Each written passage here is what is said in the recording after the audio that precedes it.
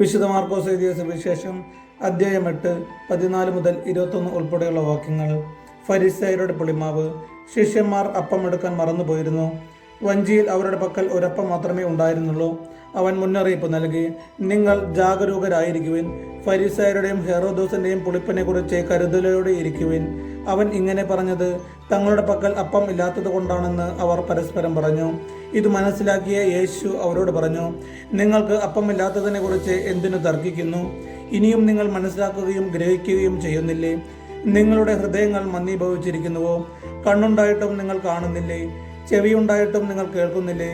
നിങ്ങൾ ഓർമ്മിക്കുന്നില്ലേ? 5 അപ്പം ഞാൻ 5000 പേർക്കായി ഭാഗിച്ചപ്പോൾ ശേഷിച്ച കഷ്ണങ്ങൾ നിങ്ങൾ എത്ര കുട്ട നിറച്ചെടുത്തു? 12 എന്ന് അവർ പറഞ്ഞു. 7 അപ്പം 4000 പേർക്ക് വീതിച്ചപ്പോൾ മിച്ചം വന്ന കഷ്ണങ്ങൾ നിങ്ങൾ എത്ര കുട്ട എടുത്തു? 7 എന്ന് അവർ മറുപടി പറഞ്ഞു. അവൻ ചോദിച്ചു, എന്നിട്ടും നിങ്ങൾ ഗ്രഹിക്കുന്നില്ലേ? നമ്മുടെ കർത്താവ് യേശു മിശിഹായ്ക്കും സ്തുതി.